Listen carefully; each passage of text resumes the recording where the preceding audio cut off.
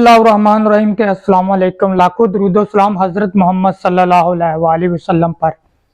नाज़रीन, अज दे पंजाबी व्लॉग दे विच मैं तुहाडे नाल गल करां दा ईरान दे सदर दी।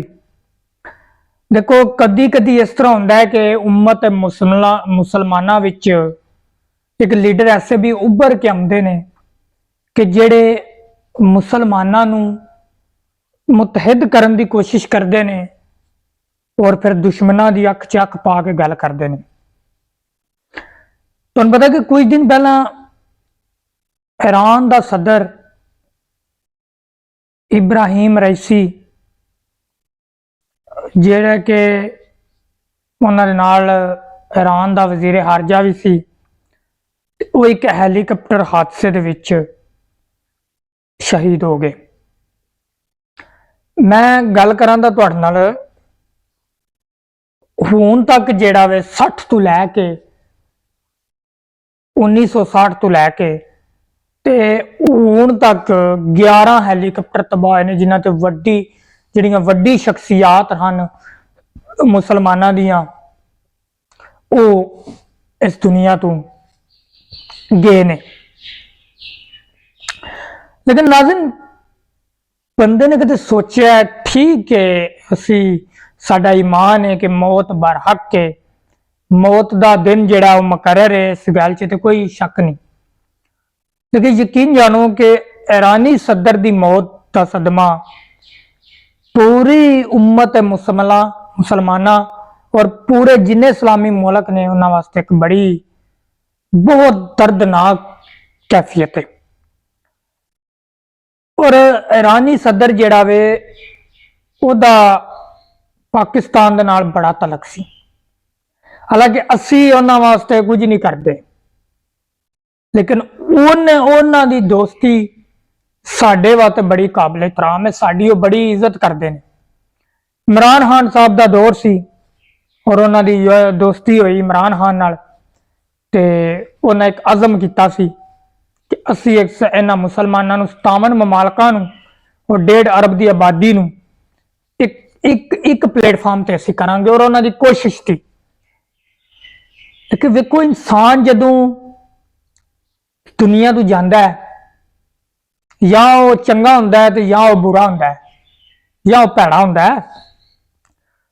लेकिन एदी एक वाज़ह निशानी दुनिया दे विच भी नजर आ जाती है। पूरी दुनिया का कोई मुसलमान ऐसा नहीं जिहड़ा फरजुर्दा ना होवे, जिहड़ा अंदरों दुख का इजहार ना कर सके। तैयब एर्दोगान और ईरानी सदर और पाकिस्तान का वजीर आजम इमरान खान, इन्हें एक बड़ा रोल किरदार अदा किया मुसलमानों वास्ते। जिहड़ी ईरान के सदर की मौत हुई है, जिहड़े शहीद होए ने, क्या कदे किसी ने थोड़ा जिहा जज किया है, किसी सोचा है कि यार 3 हैलीकॉप्टर उड़ते ने पे, और उन्होंने 3 हैलीकॉप्टर जो निशाना अगर बनया, अगर हैलीकॉप्टर खराब होया तो वही क्यों होया। फिर दूसरी तरफ तुहानूं एक गल दसना, ये हैलीकॉप्टर हवा विच इसराइल दे टैलीविजन दे उत्ते जिहड़ा वे तुसीं समझदे हो कि चल रहा सी, खबर चल रही सी। याद रखियो कि ईरानी सदर वही है जिन्हें फलस्तीन दे नाल मुतहद होने दी, फलस्तीन दे नाल खलोण दा अहद किया सी। ना सिर्फ वो खलोता सी, बल्कि ईरानी सदर ने 250 मिसाइल भी उन्हां दे अड्डियां दे उत्ते मारे सन। एक जुर्दमंद कर सकता है। हालांकि ईरान तेल गैस हर चीज तो माला माल है, लेकिन उन्होंने क्या सी, ईरानी सदर क्या सी कि नहीं, मैं मुसलमानों वास्ते करांगा। और यकीन जानो कि कोई अख ऐसी नहीं जिहड़ी ईरान दे विच रोई नहीं। और पूरा ईरान इस टाइम गम की कैफियत विच है कि उन्होंने यकीन नहीं हो रहा कि साडा एक रहनुमा जिहड़ा इस दुनिया तो तुर गया। तो सारे दुनिया तो जाना वे, लेकिन ईरानी सदर जिहड़ा है उहदी मौत का इंतहाई दुख है। ਸਾਨੂੰ ਵੀ ਦੁੱਖ ਹੈ ਔਰ ਪੂਰੀ ਦੁਨੀਆ ਨੂੰ ਦੁੱਖ ਹੈ।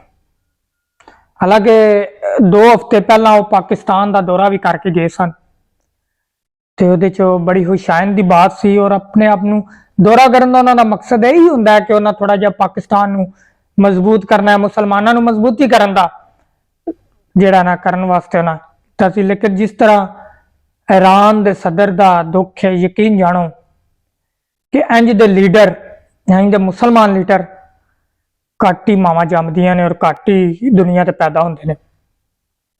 ਔਰ ਮੈਂ ਤੇ ਇਹੀ ਕਹਾਂਗਾ ਕਿ ਮੇਰੀ ਗੱਲ ਦਾ ਮਕਸਦ ਇਹ ਹੀ ਹੈ ਕਿ ਇਹਨਾਂ ਲੋਕਾਂ ਦੀ, ਇਹਨਾਂ ਲੀਡਰਾਂ ਦੀ ਪਿੱਛੇ ਲੱਗ ਜਾਓ ਔਰ ਇਹਨਾਂ ਦੀ ਹਮਾਇਤ ਦਾ ਐਲਾਨ ਕਰ ਦਿਓ, ਇਹਨਾਂ ਵਾਸਤੇ ਸਟੈਂਡ ਲੈ ਜਾਓ।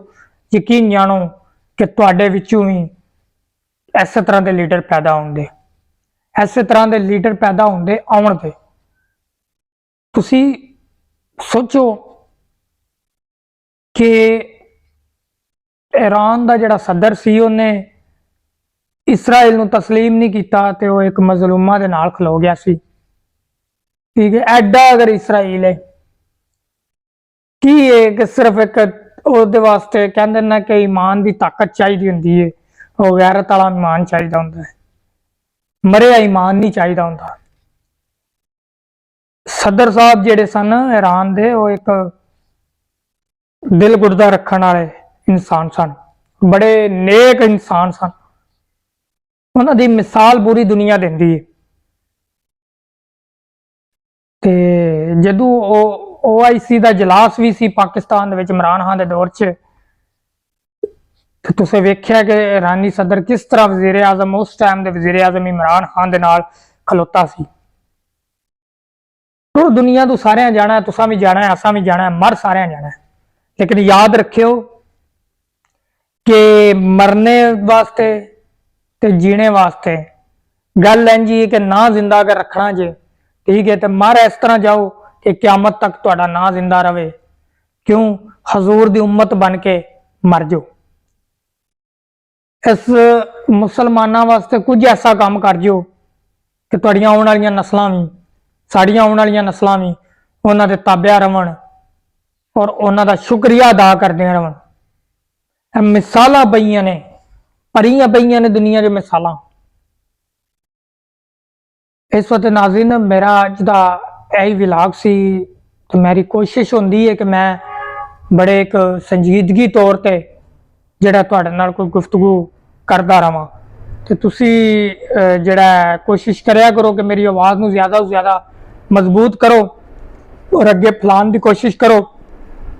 मेरी भी कोशिश होई कि मैं इंशाअल्लाह जिहड़ा ना दोबारा तुहाडे नाल किसी नए मौजू ते दोबारा हाज़र होवांगा और इंशाअल्लाह फिर कोई नई गलबात भी करांगे। मैनूं इजाजत दिओ ते रब